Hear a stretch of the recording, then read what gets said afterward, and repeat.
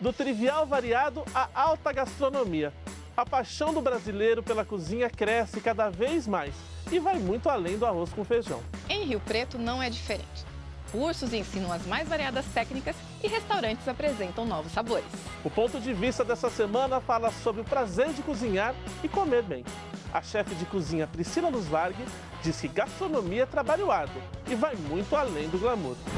Gastronomia é disciplina, respeito, pontualidade, paciência, muitas vezes submissão. Então a cozinha ela te prepara para a vida. Para o chefe Kleber Lemechevski, a valorização da boa cozinha passa pelo incentivo a novos profissionais. Como hoje eu sou um professor, acho que o sucesso dos meus alunos é o resultado do meu bom trabalho. Então, é o que o meu objetivo é o sucesso dos meus alunos. Para o chefe Rodrigo Bueno, cozinhar envolve todos os sentidos. Bom, para mim a gastronomia é a arte em suscitar sentimentos por meio da harmonização entre cores, aromas e sabores.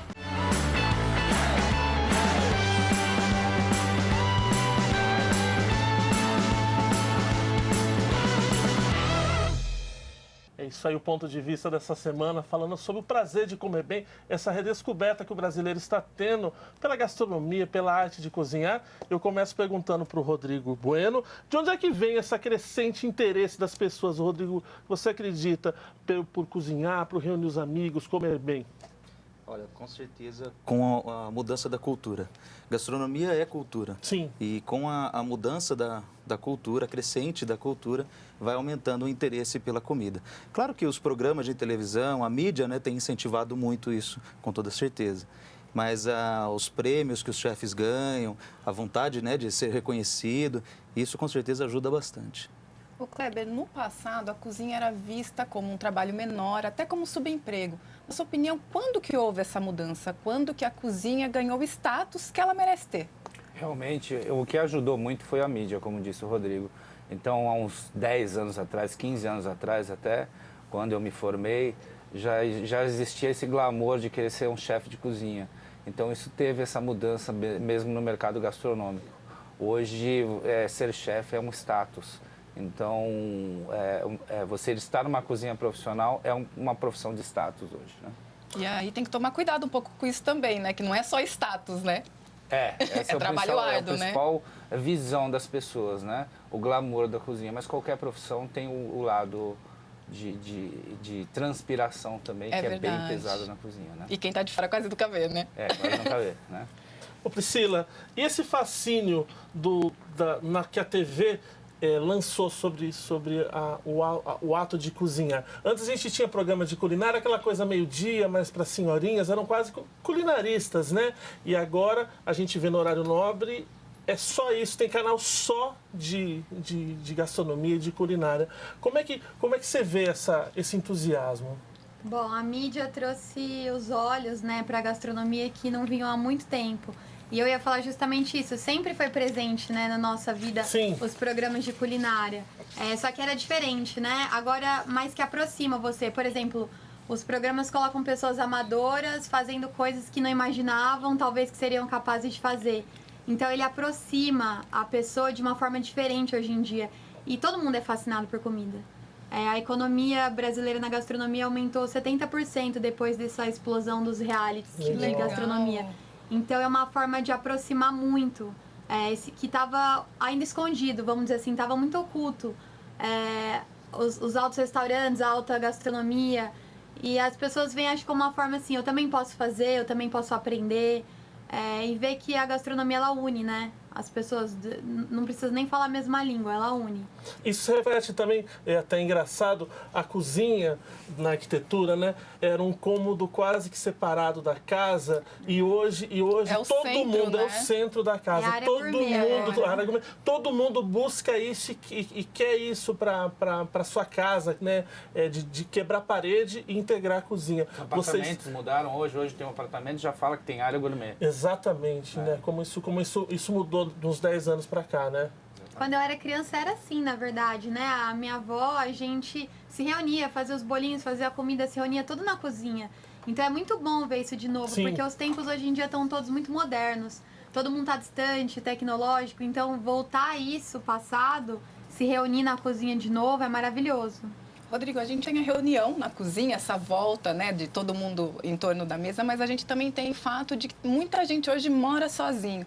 Essa questão também favorece esse aumento pelo interesse, pelo cozinhar. Então, eu moro sozinho, eu preciso aprender a fazer o meu, e aí naquele aprendizado acabo gostando, acabo me informando. Isso também tem relação com esse interesse crescente? Tem uma relação, sim, pequena, porque, na verdade, quem está morando sozinho, a maior parte das pessoas, elas não acabam comendo muito fora de casa, come mais na rua do que dentro de casa.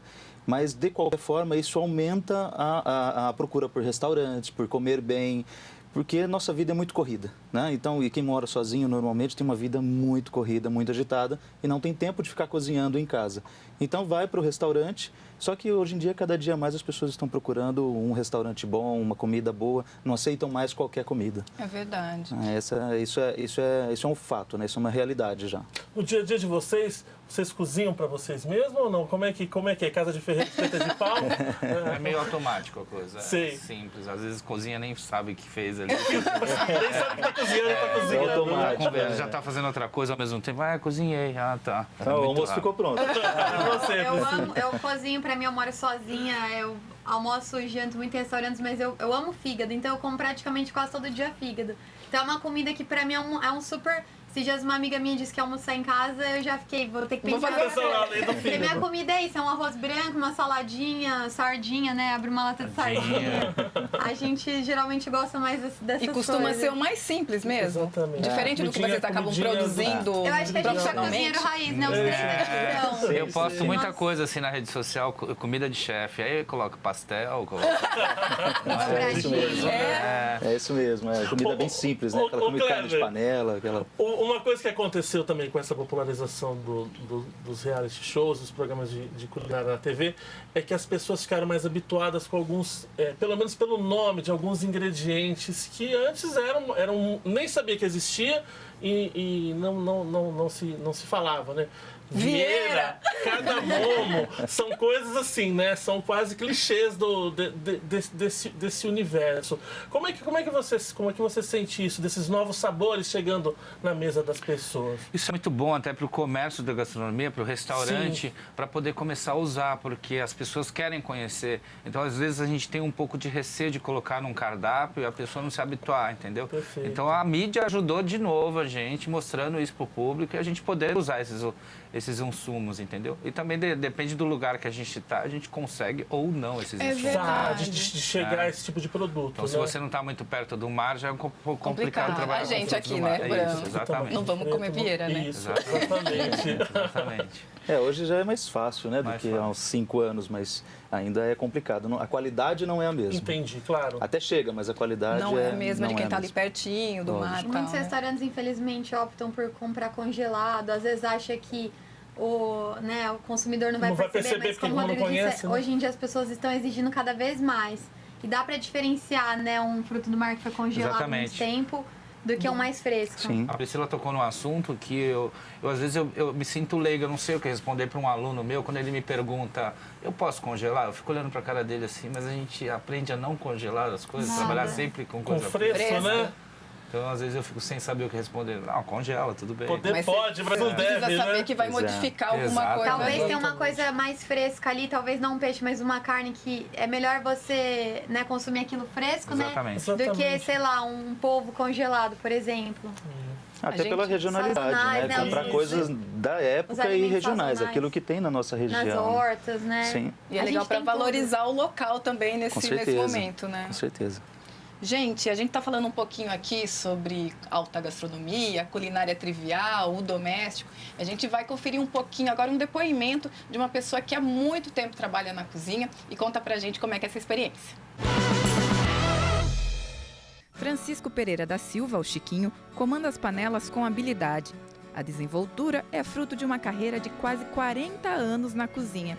Desse total, 3 décadas são de atuação em Rio Preto e região. Eu comecei com 13 anos de idade, né, em 79, em São Paulo, foi onde eu comecei a engrenar na cozinha como ajudante de cozinha. Lavei muita panela, lavei muito prato.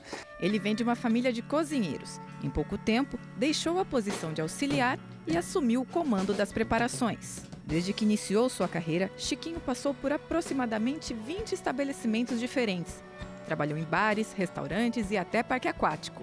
Eu estava trabalhando no Termas, eu cheguei fazendo no Termas 2.580 refeições por dia, num domingo. Eu tinha uma equipe de 23 pessoas dentro de uma cozinha, eu cheguei a ter esse número de gente. Hoje, ele comanda o próprio restaurante instalado num clube de Rio Preto. Além disso, cozinha para eventos. A formação é toda pautada na experiência.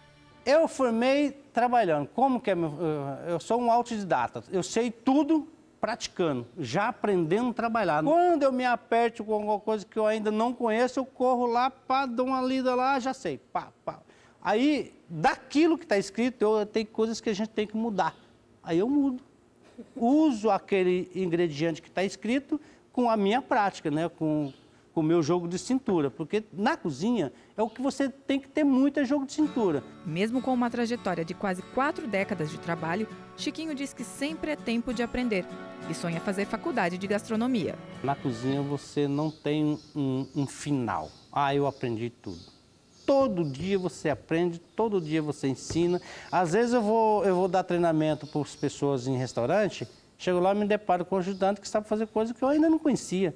Entendeu? Isso, a cozinha, ela é um eterno aprendizado. Todo dia se aprende. A cada prato que serve, Chiquinho entrega também uma vida inteira de amor à profissão. Esse é o tempero especial, o ingrediente do sucesso da sua comida e da sua carreira. A cozinha é assim, ó, na minha vida foi tudo. Eu aprendi, eu criei meus filhos, hoje eu crio meus netos. E eu não consigo sair, é uma paixão. Eu fui criado dentro de uma cozinha e estou até hoje e vou morrer dentro dela. Porque mesmo o dia que eu aposentar, eu acho que eu não consigo sair. Faz falta no meu dia a dia. Tá? Se eu ficar dentro da cozinha 24 horas, que eu já fiquei 48, eu estou feliz. Entendeu? É uma felicidade você fazer aquilo que você gosta.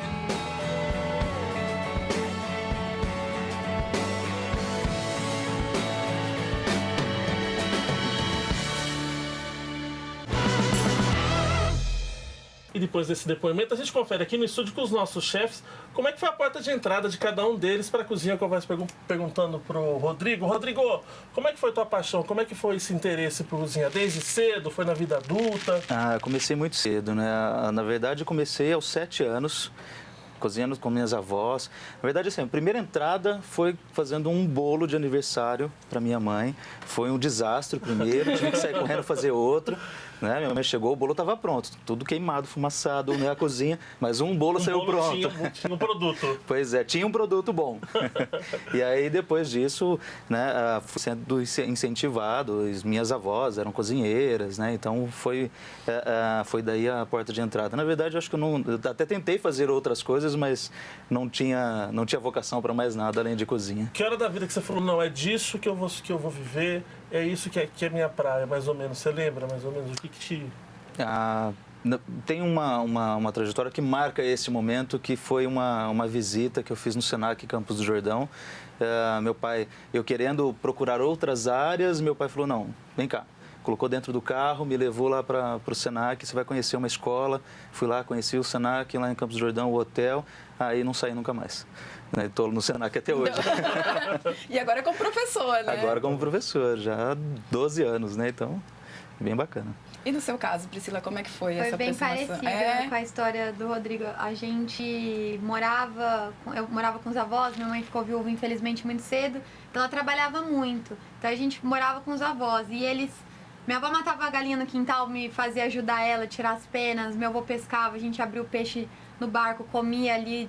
Então é sem frescura, né? Sim. É da raiz, Raiz. né? Então foi assim, eu sempre vivi num ambiente de cozinha, sempre fiquei ali embaixo vendo a minha avó cozinhar. Minha mãe, grandes cozinheiras que nem sequer sabem, né? Mas são as maiores.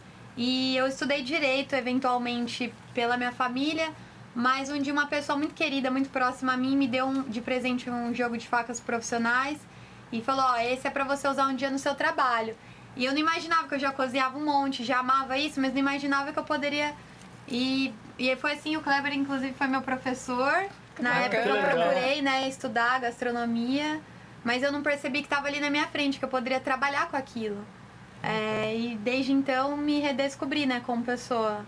Bacana. Mas sempre tem uma hora decisiva mesmo, né, que a gente não consegue fugir. Você tá Chegou a ali... advogar alguma vez, Priscila? Não, nada? Não cheguei a tirar o OAB, mas fiz como minha mãe queria, minha família queria. Mas se eu tivesse descoberto a gastronomia antes, eu tava ali sempre cozinhando, sempre só vivia em ambiente de cozinha. Meu dinheiro, a maioria, sempre foi gasto com coisa de comida. Sim. Mas não sabia que eu tinha talento, porque é um abismo muito grande entre você gostar e você ser bom nesse trabalho. Perfeito. Você saber levar essa profissão. Depois eu acho que a gente vai conversar, né? Eu até percebi isso na Priscila, que ela sabia mais do que ela sabia. Ah. Ela só não acreditava. Ela falava, vai que dá. Desde o começo ele me enxergou, desde a primeira aula, né? Ele já me dizia que eu mandava bem, né? Exatamente. A gente vê a postura como pega na faca, como se porta. Tem isso mesmo, Tem isso mesmo, de postura de como que anda na cozinha. Tem muito. Muita gente quer, né? Eu costumo comparar isso com música, né? Às vezes a gente quer tocar um violão, mas não tem um jeito. Pode estudar Tem bastante. vocação, mas não tem o dom, né? Pode estudar bastante durante 10 anos, quem sabe um dia toca alguma coisa. Agora tem gente que tem um natural. dom. Já pega.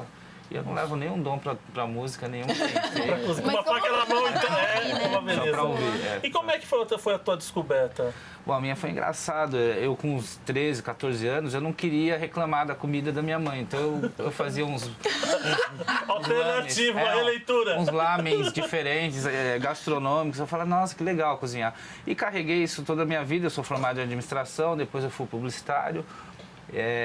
Venho de São Paulo, né? Tô aqui há 6 anos e morei na Flórida 2 anos. Lá eu trabalhei como auxiliar de cozinha. Falei, nossa, tudo que eu via da gastronomia, eu queria mais ainda do que eu já gostava. Eu tenho que fazer gastronomia. Eu voltei para o Brasil, me formei em gastronomia faz 16 anos. Né? E sempre agora, nunca mais saí da cozinha. Trabalhei como chefe, consultor. Hoje eu tenho uma escola de gastronomia, né? Legal. Eu acho que a gastronomia encontra a gente, porque eu acho que eles vão concordar comigo que nós somos pessoas brutas, né? A gente gosta de trabalho pesado, não Sim, é? né? Em tudo na vida, a gente gosta de esforço, de... Eu não sei, acho que todos os cozinheiros, os chefes, eles são bem parecidos, né? Exatamente. Nesse sentido. A fala é perfeita. Não somos nós que escolhemos a gastronomia. A gastronomia nos escolhe. Não é nosso jeito de ser, nós somos pessoas, com Muito certeza, bom. eles devem ser ativos, não para, mente criativa, gosta de... A gente se molha, se queima, se corta, pega peso, mas a gente gosta, acho que nossa personalidade é Veio assim, uma né? endorfina depois do movimento, uma sensação de prazer, daquela loucura que todo mundo olha e fala, meu Deus, o que é isso? Uma pessoa calma, naturalmente calma, não sobreviveria, né, na cozinha. Não conseguiria nem um dia. Bom, gente, o papo tá rendendo muito, só que agora a gente faz um intervalinho, mas volta já já. Não saia daí.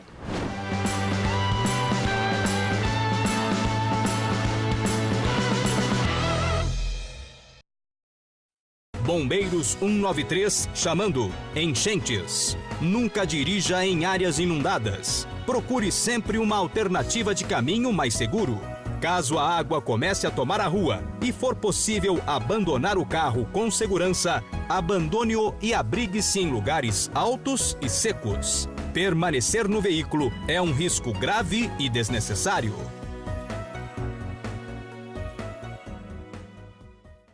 Cada gota conta.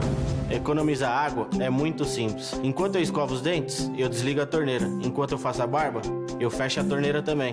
Esses pequenos detalhes fazem uma grande diferença. E você, está economizando? Governo do Estado de São Paulo. E de volta com o Ponto de Vista, hoje falando sobre o prazer de cozinhar, o prazer de comer bem.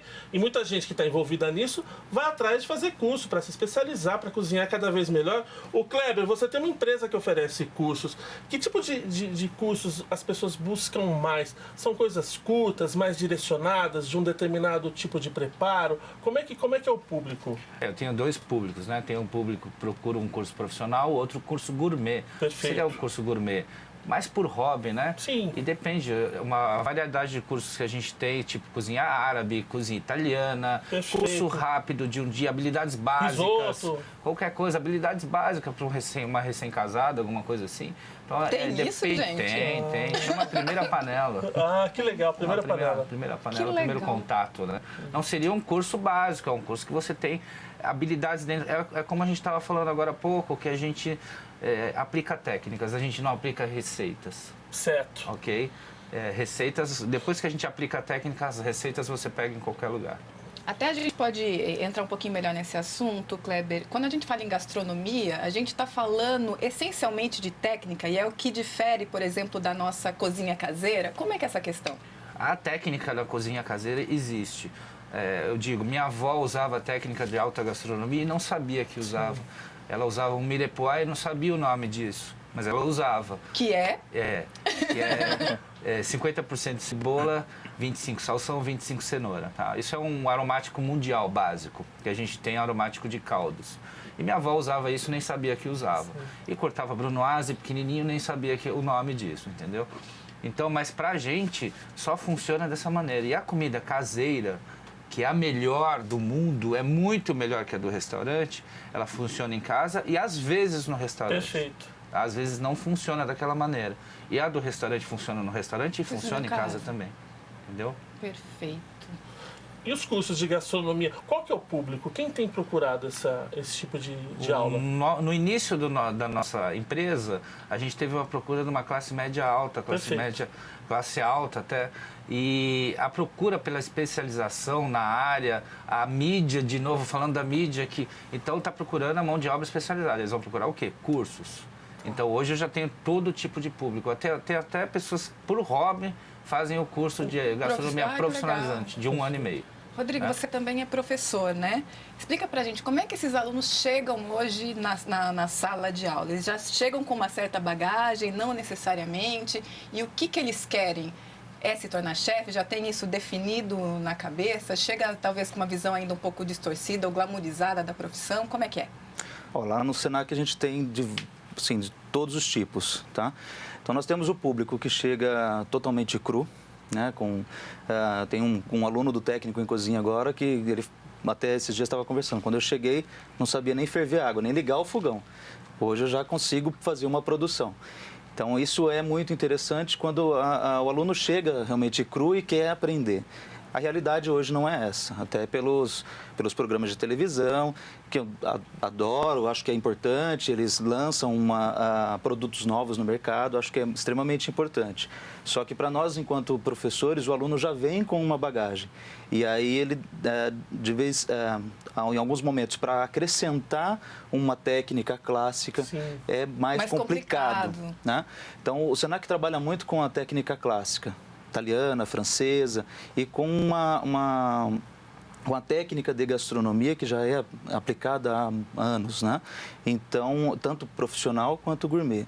Apesar que o foco mais do Senac é o profissionalizante. Mas nós temos também o público gourmet que que assiste uma televisão, né, um programa de televisão e vai com um certo conteúdo. Então, nós temos todos esses públicos e aí a gente tem que equilibrar. Né? Lógico, com certeza. Como o Senac trabalha muito com bolsas de estudo também, tem curso 100% gratuito, então aumenta ainda mais o nosso leque de atuação. Né? Então, nós temos parcerias com paróquias na cidade e aí damos alguns cursos gratuitos e esses cursos gratuitos a gente tem público dos mais variados. Então, é muito difícil, você não tem um público único, exclusivo. Entendi. Não, um público só que vai lá para profissionalizante. Acho que hoje em dia nenhuma escola é mais assim. O público realmente veio mudando. Né? Como eu mencionei, eu dou aula já há 12, 13 anos. Então, no Senac aqui, ele já tem 15 anos de cozinha e o público veio mudando com o tempo. Então, tanto que os cursos foram aumentando, hoje a gente tem curso de segunda a sábado, manhã, tarde e noite. Né? Então, todos os mais variados, cursos pequenos, cursos rápidos, 5 dias, cursos de 6 meses e cursos de 1 ano e meio, que aí é o profissionalizante mesmo.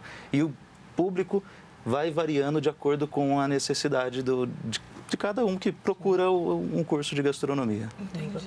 Ô Priscila, e aí eu me formei, tá tudo certo, aí que começa o problema, né? Como é que eu entro no mercado de trabalho? É um mercado muito restrito? Como é que faz? Essa pergunta é muito legal, porque as pessoas pensam que vão fazer gastronomia e vão se tornar chefes de cozinha. E É errado isso, porque o chefe é um estado, né? Você tá numa cozinha, você pode ser auxiliar, cozinheiro principal, e aí tem as praças, né? A cozinha é dividida em praças. É uma pessoa que cuida do molho branco, do molho vermelho, dos acompanhamentos, das carnes. E não necessariamente você é um chefe de cozinha. E as pessoas assumem, né? Esse título, às vezes, é ilusório. Até a TV um pouco, acho que leva a isso. E a vida normal na cozinha, eu recebo muitas perguntas no meu Instagram sobre como eu inicio, como eu estudei, né? Tive uma formação ótima com o Kleber, ele me deu muitas bases. E aí o que eu fui procurar o meu restaurante preferido na cidade na época e pedir um emprego como auxiliar, né? Lavar louça. E na cara dura mesmo, né? Bater na porta, olha. Acho que, né, em todos os empregos as pessoas têm que ir lá, né? Atrás do que quer. Não só disso, mas de tudo.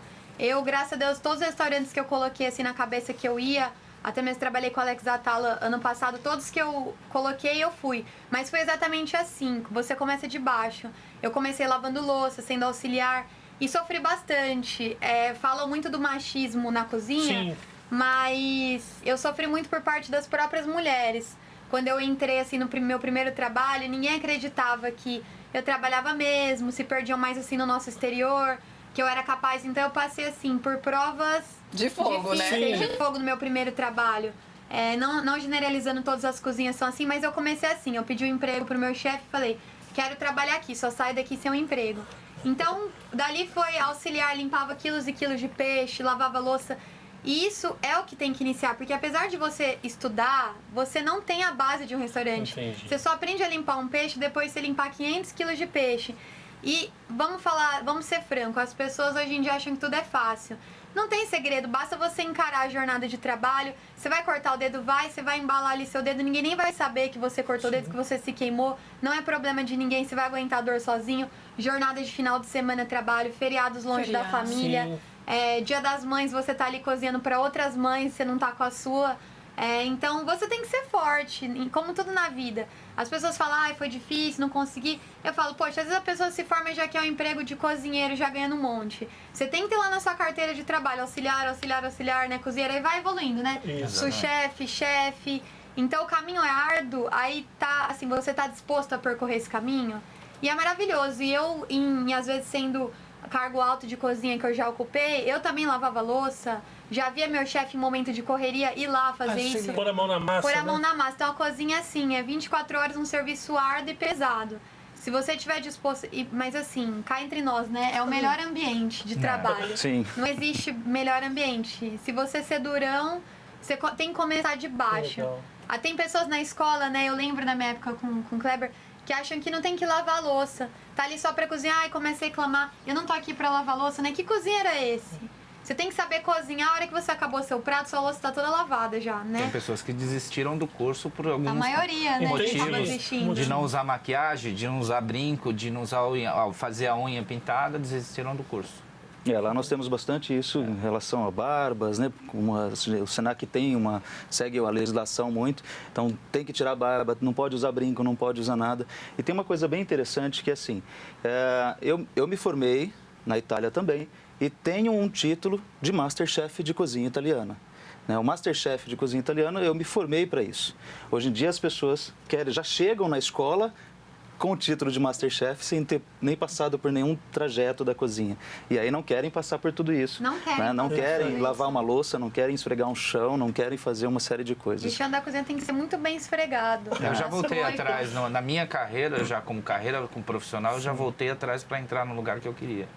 Eu já era profissional, cozinheiro profissional, e voltei a lavar louça para entrar no lugar que eu queria. Que você gostaria de trabalhar. Só tinha vaga para Stuart lavar louça. Sim. Então aí você teve que recuar. Aí consegui entrar, fiquei 3 meses lavando louça, aí voltei para... Ô Kleber, e como que é esse avanço? Então você está lá na empresa, você começou lavando louça. E como é que você começa a mostrar seu trabalho, que você pode ir à frente, galgando essa nova posição? Primeiro, sempre com humildade, e cortar muita cebola, como ela diz, ajudar quando está precisando. Na hora da muvuca você vai lá e ajuda. Qualquer coisa. Eu acho que em qualquer profissão, né? Então, Stuart, lava a louça, o cara só fica ali. Não quer saber de nada que está acontecendo. Não lava, ali que está pegando fogo, fica vamos ajudar atento, isso. Né? Perfeito. Então é o tipo de profissional que vai ser visto pelo chefe e vai te colocando, vai crescendo.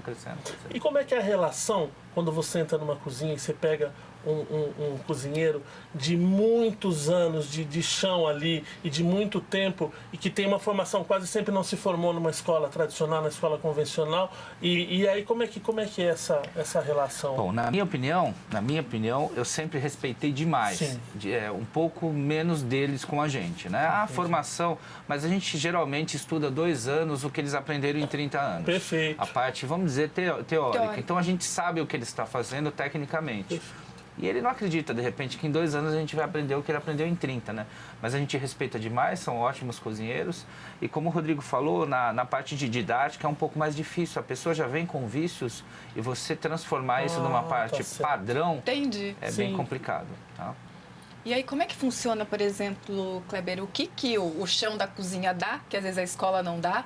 E a escola você traz a técnica, mas o que você aprende com esse cara lá também? A realidade.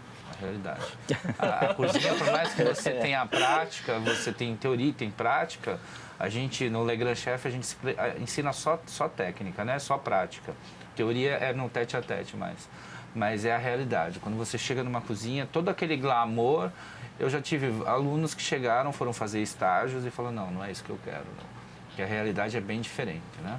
É bastante transpiração. Mais do que inspiração. E é pior do que nos programas de TV, né? Sim. Um sábado à noite, né? Um restaurante lotado. É muito o programa pior. de TV, você se programa para aquilo, para aquele prato, né? Num restaurante, você não faz aquele prato, você faz 300 deles. Ao mesmo tempo. Clientes exigentes. E essa visão que às vezes a gente tem do chefe mais bravo, do ambiente mais pesado, Tenso. às vezes tenso, às vezes acontece isso ou não? O que acontece na cozinha profissional? Você precisa ter comando, porque ela precisa de padrão. Certo. Eu vou contar uma historinha a respeito de cozinhar agora. Assim, sobre um engenheiro, ninguém vai se meter num engenheiro, porque senão o cara derruba o prédio, né? Advogado tá lá, a gente não sabe de leis, a gente não vai... Mas você já viu que tem de gente que ele cozinha? Exatamente. Então, da minha mãe é assim, né? Aí você entra numa cozinha, está cheio de chefinhos. Então, isso daqui tá faltando pimenta, deixa eu colocar mais pimenta. Por isso tem um chefe de cozinha que ele tem que ter uma voz ativa, um comando, para padronizar isso, que quem é a estrela é o nosso cliente, né? Então, ele tem que ter voz ativa, comando, senão a galera tá cheia de chefinho dentro. E só por isso. Às vezes, falar alto porque a cozinha é barulhenta. Ele não precisa gritar. Às vezes, não dá tempo, por causa da correria, de falar por favor. Sim. Mas existe respeito. Entendeu? Então, só esse é o estereótipo que a mídia passou do chefe ser um cara bravo, não. É uma postura enérgica, só isso. Eu acho que hoje em dia está muito mais simples. Então, nós dois somos de uma época em que realmente existiam chefes bravos de verdade. Né? Eu tive algumas experiências de chefe realmente jogando o prato para o chão. Né? Isso é real. Mas isso é passado. Hoje em dia, até porque a legislação trabalhista não permite mais isso. As pessoas têm as regras, mas ainda acontece sim.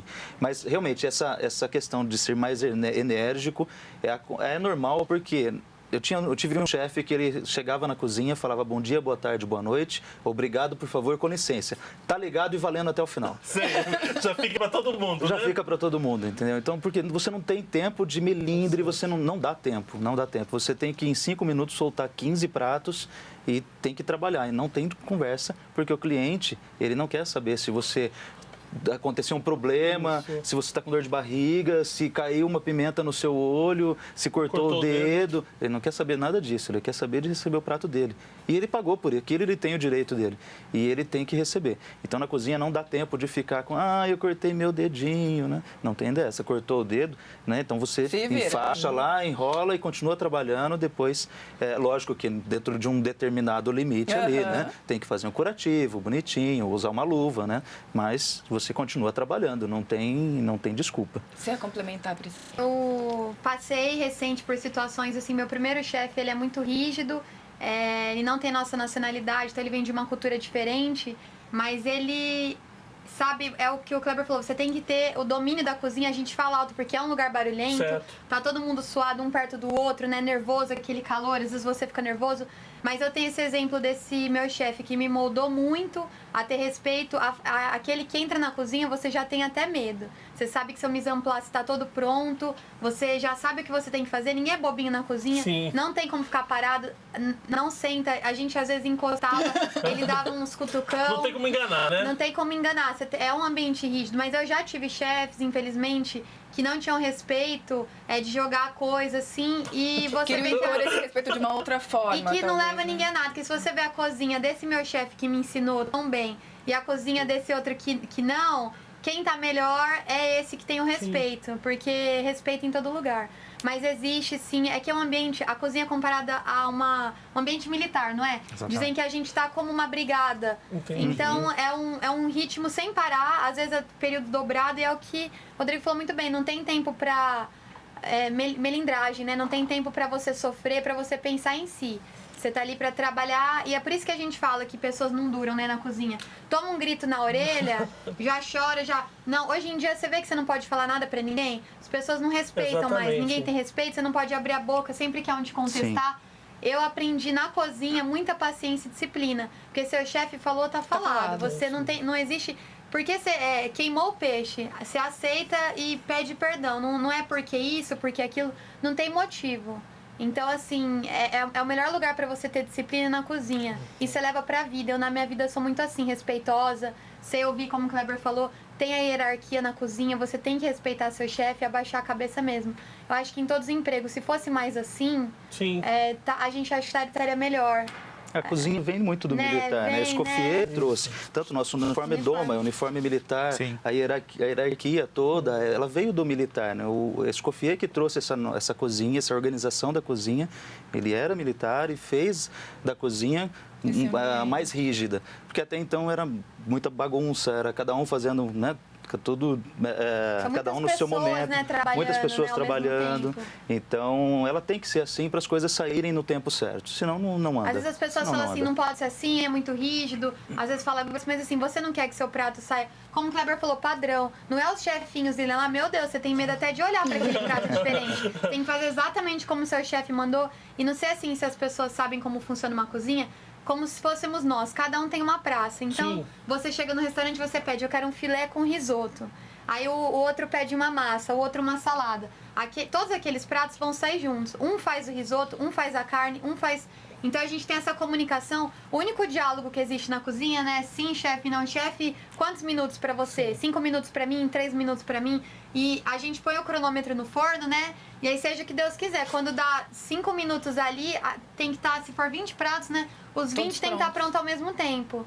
E aí de nós se não tiver, então tem que ter o respeito. Você sabe para que funciona esse sim, chefe? Não é uma questão de respeito por ele. Ele está preocupado se você ouviu o que ele pediu. Ah, sim. Isso. Entendeu? Perfeito. Na verdade não é respeito, ó, fala assim para mim, não, será que ele me ouviu? Sim, chefe. Sim, chefe, para saber. O que eu pedi. Que é um barulho, né? A cozinha é um barulhão. A gente fala alto, eu falo super alto, eu acho que você gritar, você não é ouvido.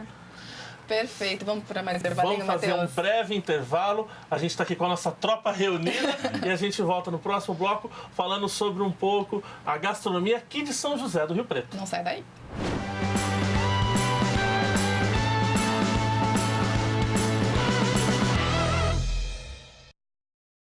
Bombeiros 193 chamando. Enchentes. Nunca dirija em áreas inundadas. Procure sempre uma alternativa de caminho mais seguro. Caso a água comece a tomar a rua e for possível abandonar o carro com segurança, abandone-o e abrigue-se em lugares altos e secos. Permanecer no veículo é um risco grave e desnecessário. Cada gota conta. Economizar água é muito simples. Enquanto eu escovo os dentes, eu desligo a torneira. Enquanto eu faço a barba, eu fecho a torneira também. Esses pequenos detalhes fazem uma grande diferença. E você, está economizando? Governo do Estado de São Paulo. De volta com o ponto de vista, falando sobre essa boa onda da gastronomia no Brasil. E eu pergunto pro Rodrigo Bueno, e o Rio Pretense, como é que tá? O que ele gosta de comer? Que tipo de pratos, que restaurantes que ele busca, o Rodrigo? O Rio Pretense mudou muito o paladar, né? O paladar mudou muito. Me lembro quando voltei para Rio Preto, depois de viajar, navio, Itália, cursos. Quando eu voltei, era uma gastronomia diferente que se fazia, ainda um pouquinho ultrapassada, ainda uma cozinha muito do século passado. Certo. Hoje, eu acho que dos últimos 5 anos, eu acho que foi mais forte a mudança cultural do rio-pretense e o gosto, o interesse por comer. Mas não só por comer, o que dizemos, né, o que chamamos de alta gastronomia, de restaurantes, mas o comer como um todo. Como desde do valorizar aquele cara do boteco que faz um prato maravilhoso, mesmo sendo do boteco, até aquele chefe de cozinha que tem uma técnica sensacional. Então, hoje, as escolas ajudaram muito a isso, né? Formaram muito essa cultura. Os movimentos que aconteceram há alguns anos atrás de mostra gastronômica, alguns eventos que aconteceram na cidade proporcionaram uma aproximação do público com a gastronomia. E, lógico, né, os programas também, né, como a gente já falou várias vezes aqui, mas o mais importante é a evolução da cultura.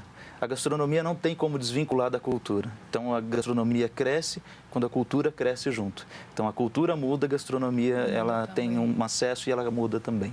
Ô Kleber, dá pra gente falar numa culinária, numa gastronomia regional ou em alguma coisa específica de Rio Preto? Você que veio de São Paulo, você consegue ver esse movimento, alguma coisa que seja assim, nossa? Muito, muito. Não, aqui tem alguns insumos e algumas produções que eu não conhecia. Eu não tinha muito costume de usar ponta de peito, linguiça cuiabana, carne na lata. Então, são umas riquezas da região que eu admiro demais. Mas eu não precisei sair do país e nem do estado para ter que mudar a minha gastronomia. Quando eu cheguei aqui, achava minha comida um pouco insonsa. Ela é um pouquinho mais leve, mais equilibrada na capital. Aqui é um pouquinho mais carregada de alguns insumos, como pimenta, alho, que é muito bom. Que bacana. Então, existe sim um regionalismo aqui que é bem bacana e está sendo explorado e colocado isso na alta gastronomia.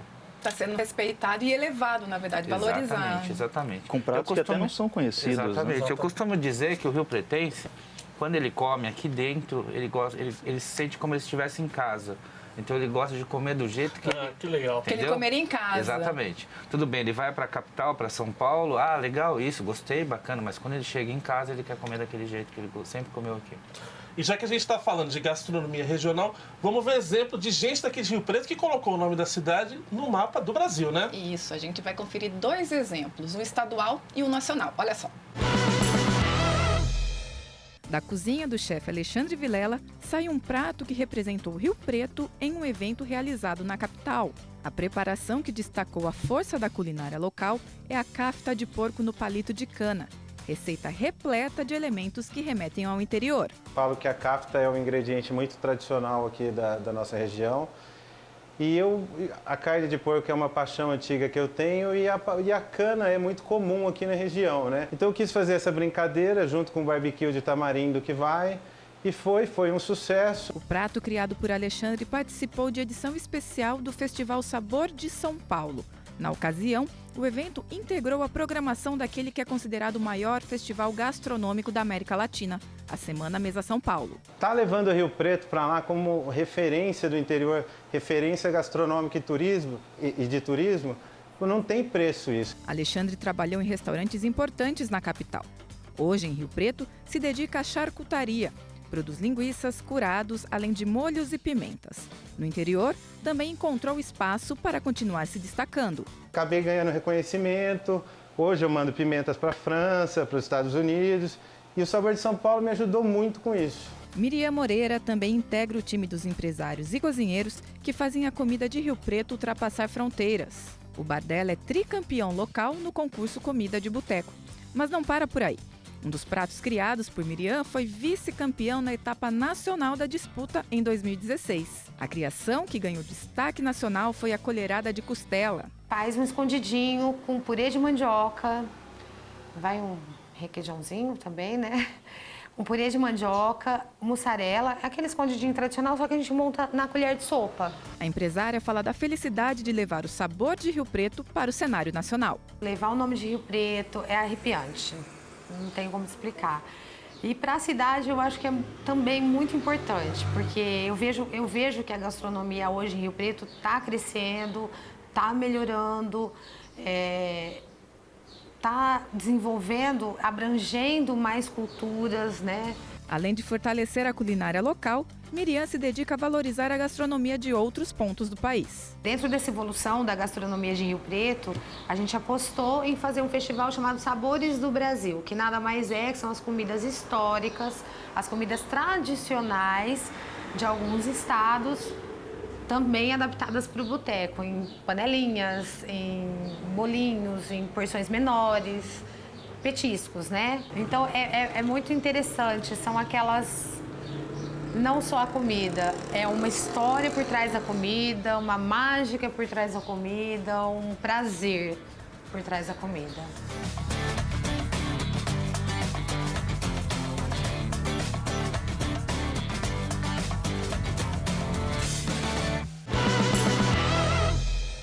E quem também fez bonito nacionalmente, colocou o nome de Rio Preto no mapa, foi a Priscila, lá no Masterchef Profissionais, né, Priscila? Acabamos de descobrir, na verdade, que você não é de Rio Preto, Priscila, você já era... Sim, eu nasci em Araçatuba.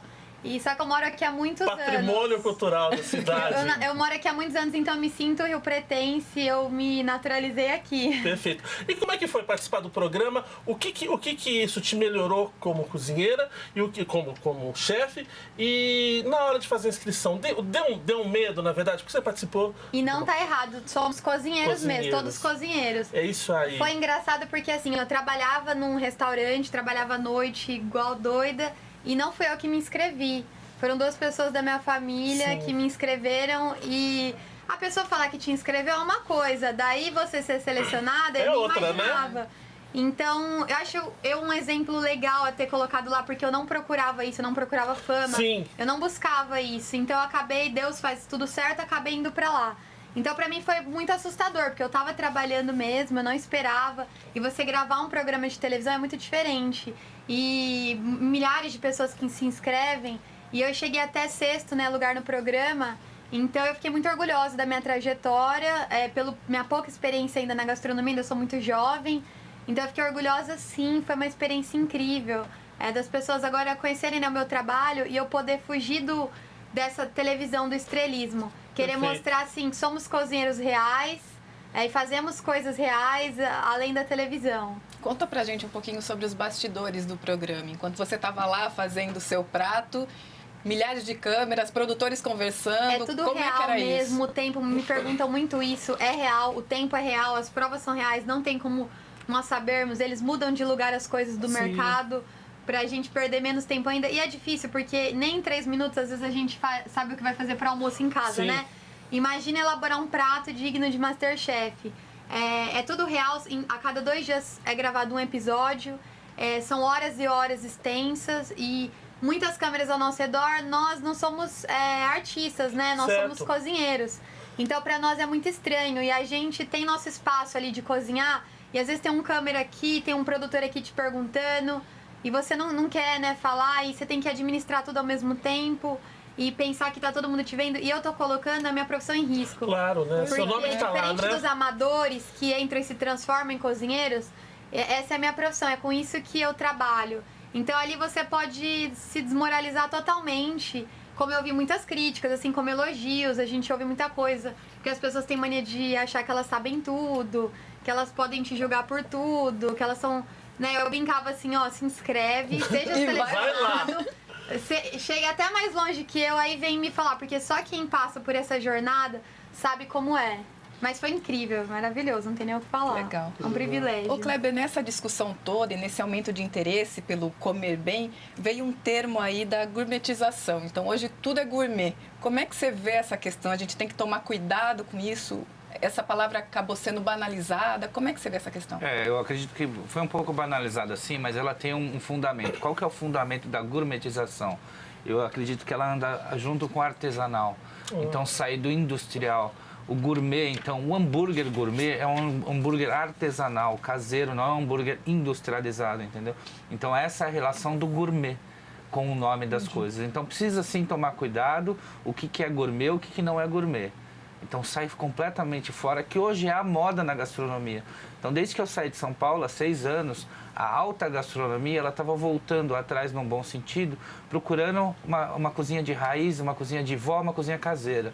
Então a alta sociedade não conhecia um pappardelle com ragu de rabada. Nossa, o que é isso? O nome assustava, mas quando ele experimentou, ele falou, isso que é comida de verdade. Então isso é gourmetização, sair fora do industrial, na minha opinião. Entendi. Okay? Entendi. Você tem a mesma posição, Rodrigo? Você vê dessa forma? Sim. Claro que com o que o Kleber falou tem toda a razão e com um detalhe a mais, né? A gente tem que tomar cuidado porque, assim, não é porque é caseiro também que é gourmet. Isso. Né? Então, claro, tem um hambúrguer gourmet, mas tem que ter qualidade, tem que ser feito com técnica. Não é porque simplesmente eu vou lá, pego uma carninha moída lá, faço no formato de hambúrguer e vai ser gourmet. Tá? Porque se a gente não tomar cuidado, a maioria está assim. A maioria está ficando assim. Entra um monte de creme de cebola no meio. Exatamente. Então, assim, o que o Kleber falou, ele tem razão, é isso mesmo, mas com essa ressalva. A gente tem que tomar cuidado que não é só pegar a carne, colocar um creme de cebola lá e falar que é um hambúrguer gourmet. E já que o Kleber fez essa ressalva, a gente vai aqui para uma parte mais pessoal da cozinha de cada um. O que não entra na tua cozinha, Kleber? Caldo de galinha industrializado. E na tua? Nada industrializado, assim, saborizado, pronto. Cozinheiro não usa isso, né? Ficou um repeteco aqui. É isso? Isso mesmo. Gente, vamos aprender Nada a cozinhar de verdade, a usar as ervas, os temperos, alho, limão, sal, pimenta do reino, né? Tempera fazer comida tudo. de verdade. Isso é ser gourmet, isso tá é gastronomia. Né? As pessoas às vezes quando tem saudáveis. algum prato que fala assim, o final e não sei o que, ervas finas, já me arrepio. Assim. Onde vem isso daí? Onde vem esse fino aí? As pessoas têm que ver, às vezes a saúde tá ligada totalmente a isso. Vamos parar de ter preguiça, às vezes, de aprender fazer um caldo. Você fez um frango, pega os ossos do frango, joga na panela com merepó que vocês já aprenderam, congela, virou o melhor caldo de frango 1000 vezes do que o industrializado. E é reaproveitamento também. Perfeito. Então, é o que eu falo para os meus alunos no Le Grand Chef, você tem a saúde da pessoa nas suas mãos. E essa é a responsabilidade de um chefe de cozinha. Você imagina um frutos do mar, algo que, sabe, você tem a saúde da pessoa na mão. E agora um ingrediente, Kleber, que você acha que é super valorizado na comida, na culinária de hoje em dia, e um que é subestimado, que as pessoas podiam usar mais e usam pouco. O subestimado, mais subestimado e marginalizado nele, que todo mundo brinca com ele, é os ovos, né? Os ovos. Nós, da gastronomia profissional, sabemos que é um dos insumos mais respeitados. Coringa, que ele né? Que ele é um fermento natural, um espessante. Você imaginar, ele está tanto na confeitaria quanto na comida salgada, em todos os lugares. Ele já foi motivo de declaração de sabedoria dentro de uma cozinha, né? As pregas de um chapéu de um cozinheiro é pela quantidade de receita de ovos que ele saberia fazer. Eu não lembrava disso. E o amador fala assim, eu nem sei fritar um ovo. Você sabe fritar um ovo? Então, na verdade, a gente sempre tem a pegadinha na aula de ovos. Então, hoje vai ser aula de ovos. Aí o cara nunca mais olha pro ovo daquela maneira. E o superestimado? Superestimado? Que a pessoa tem usado muito e que não é nada você não tá com essa bola toda. Eu acho que tudo que é superestimado pela gastronomia profissional é bem visto, sim. Tem alguns eu acho que eu não concordo muito, eu acho que não são necessários, mas não vem ao caso, isso daí é muito pessoal, tipo foie gras, eu não concordo muito com foie gras, e alguns eu admiro, uma trufa é muito bom mesmo, e é necessário, mas é muito caro, né? Mas eu acho que é isso mesmo, todos são bem... São as excentricidades gastronômicas. Né? Eu acho que, subestimados peixes de água doce de rio. Sim. E superestimado o salmão. Eu, na minha casa, eu compro no supermercado muito mais, né? Sei lá, um pintado, né? Sei lá, sardinha, tainha, esses peixes, do que um salmão. O modo de... É quem tá do outro lado do ingrediente que vai dizer se ele vai ficar bom, né? Nossa, falou tudo. O cara coloca no cardápio o salmão, já coloca o preço lá em cima. É isso mesmo, né? E um peixe saboroso, um pintado. Fala a verdade. Nossa, robalo. Um robalo, um peixe assim, né? Não tem nem comparação com o salmão, se for ver. Não é? Pra você, Rodrigo, tem alguma... Olha, eu acho que nos dois casos a própria gastronomia como um todo, porque é como a Priscila estava falando, o fato de colocar uma carne no cardápio sei lá, um filé mignon, um salmão, você já coloca o preço lá em cima. Entendi. Enquanto outros produtos são, né, de repente, marginalizados, vamos dizer assim. Eu acho que a gastronomia, você tem pessoas que vão trabalhar um acém e fazer um acém maravilhoso, sensacional. E você tem pessoas que vão pegar um filé mignon e vai estragar um filé mignon. Entendeu? Então, eu acho que é mais pela técnica. Eu acho que a gastronomia como um todo, você tem essas duas questões, elas se encontram o tempo todo, né? Acho que é muito por aí. É aquela pessoa que fala que sabe muito, que conhece muito, só que faz aquele básico, um filé mignon ali e, gente, fazer filé mignon, né, até se errar, ele vai ficar molinho. Vai ficar muito bom, né? É um estereótipo nosso, a gente como profissionais não tem. Infelizmente, se não põe no menu, né, o restaurante não... Todo aqui, né... se não tiver um filé mignon salmão no menu, as pessoas não aceitam camarão, risoto. então, sai pulando, né? Filé mignon com risoto. É o prato que a gente não aguenta fazer. E tem que ter, é o que a gente mais faz ainda. Mas e como profissionais a gente fala, até para vocês entenderem, não existe pra gente carne de segunda. Existe cozinheiro, segundo. Exatamente. Existe desde o tratamento do bovino, do abate, do acondicionamento, do tratamento, aí vai para o cozinheiro, o prato, tudo. Não existe carne de segunda, existe carne bovina, acabou. Você tem a cadeia de primeira e a cadeia de segunda, né? Que é desde o produtor até o colocar na mesa. Até o consumidor até, né? O que isso deixa aqui um recado pra gente, que então gastronomia, a gente não precisa se assustar ou pensar só em altos preços. Dá pra comer legal, bem, com criatividade. Com certeza. Boa técnica, bons procedimentos. Exatamente. Com certeza. Não preciso só pagar R$150 num quilo de um contrafilé de wagyu.